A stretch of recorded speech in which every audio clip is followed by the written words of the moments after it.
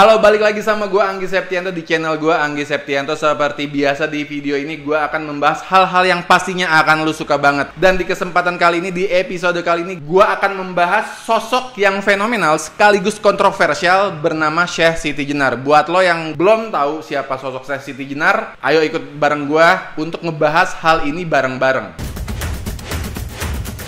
Dalam banyak literatur, ternyata Syekh Siti Jenar ini adalah termasuk dalam susunan Wali Songo juga. Dan ternyata Syekh Siti Jenar namanya mempunyai arti tanah merah. Dan anyway, ternyata Syekh Siti Jenar adalah sebuah nama sebutan ya, adalah sebuah nama panggilan. Tapi sebenarnya nama aslinya bukan Syekh Siti Jenar gitu. Dan anyway, ternyata sosok ini punya 16 nama lainnya, 16 nama alias lainnya yang beda-beda. Beberapa nama-nama alias lainnya adalah San Ali, Syekh Abdul Jalal, Syekh Lemah Abang, Hasan Ali, dan masih banyak lagi lah nama-nama alias yang disematkan ke sosok yang lagi kita bahas di episode ini. Kenapa sosok ini jadi penting banget buat kita bahas di episode ini? Karena yang pertama, selain tadi udah gue bilang bahwa sosok ini kontroversial, ternyata beritanya, rumornya, Syekh Siti Jenar pernah mengalami hukuman mati oleh para kolega-koleganya. Kenapa dia mendapatkan hukuman mati? Karena ajaran-ajarannya dianggap sesat dan menyesatkan. Anyway, buat lo yang belum tahu ajaran-ajaran Syekh Siti Jenar seperti apa, bisa gue share bahwa beberapa ajaran-ajaran Syekh Siti Jenar adalah mengenai ketuhanan, mengenai hidup dan mati, dan juga mengenai tempat berlakunya syariat. Ini berat banget, tapi kita bahas ya tipis-tipis lah ya. Yang penting kita tahu nih Syekh Siti Jenar ini siapa, kontroversialnya seperti apa, dan juga kenapa dia dihukum mati gitu. Oke, langsung aja masuk ke pembahasan ajaran-ajaran Syekh Siti Jenar yang paling terkenal. Ajaran pertama dari Syekh Siti Jenar adalah tentang paham ketuhanan. Jadi Syekh Siti Jenar berpendapat bahwa ketika kita mati, ketika manusia mati, ternyata manusia itu bisa lahir kembali menjadi manusia, atau bahasa lainnya bisa dibilang reinkarnasi kali ya. Dan bahkan ajarannya Syekh Siti Jenar bilang bahwa ketika manusia nanti mati, malah manusia itu nanti akan menyatu dengan Tuhan. Anyway, ini bukan gua yang bilang ya, tapi ini adalah dari berbagai sumber yang bilang bahwa ajaran-ajaran Syekh Siti Jenar ini beberapa di antaranya seperti itu. Lanjut ke ajaran Syekh Siti Jenar berikutnya.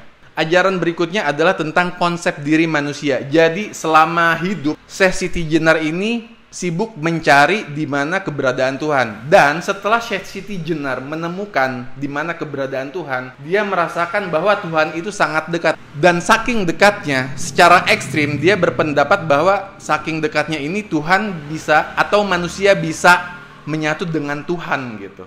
Nah, terutama ajaran Syekh Siti Jenar yang satu ini kemudian diajarkan ke murid-muridnya. Jadi banyak sunan yang punya murid ya, karena kan sunan itu kan tugasnya, salah satu tugasnya adalah menyebarkan agama, terutama di Pulau Jawa ya, yang paling terkenal ya, Wali Songo itu. Nah, termasuk Syekh Siti Jenar, sosok ini juga punya banyak murid, dan ajaran tentang pemahaman ini bahwa manusia bisa menyatu dengan Tuhan itu diajarkan ke banyak murid-muridnya. Tapi sayangnya ajaran ini dianggap sesat dan menyesatkan, sehingga akhirnya dengan adanya ajaran ini Syekh Siti Jenar dijatuhi hukuman mati. Terusnya ada ajaran konsep alam kematian. Syekh Siti Jenar berpendapat bahwa kehidupan di atas muka bumi ini adalah kehidupan yang fana. Jadi dia menganggap bahwa kehidupan di dunia adalah kehidupan seperti di neraka. Jadi ini sebenarnya kehidupan yang kita jalani ini adalah semu. Menurut gue juga benar sih, karena kan kehidupan di dunia ini kan fana ya. Karena kehidupan yang abadi itu kan ada di akhirat sana ya, setelah kehidupan dunia.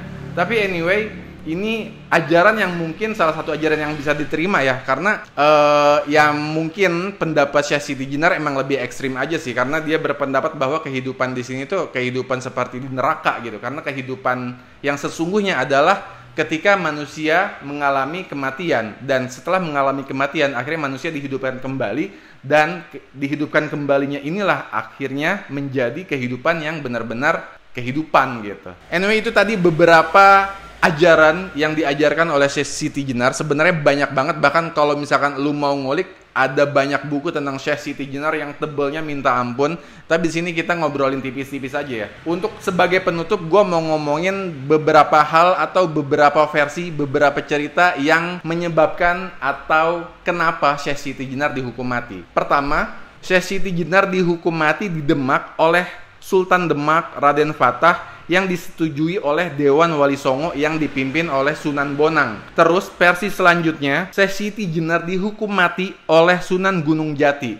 Terus versi selanjutnya, Syekh Siti Jenar meninggal karena dijatuhi hukuman mati oleh Sunan Giri. Jadi sebenarnya banyak banget versi nih, banyak banget versi yang bilang bahwa Syekh Siti Jenar dihukum mati oleh Sunan ini, dan Sunan ini gitu ya. Tapi intinya berita yang beredar memang walaupun siapa yang mengeksekusi Syekh Siti Jenar dijatuhi hukuman mati gitu ya, algojonya siapapun, tapi intinya berita yang beredar yang paling banyak diyakini oleh masyarakat umum adalah memang Syekh Siti Jenar dijatuhi hukuman mati karena ajaran-ajarannya dianggap sesat ya. Gue pengen banget buka diskusi di kolom komentar tentang kenapa Syekh Siti Jenar dijatuhi hukuman mati. Oke, kalau misalkan sekarang kita tahu alasannya karena dia dianggap menyebarkan ajaran-ajaran sesat.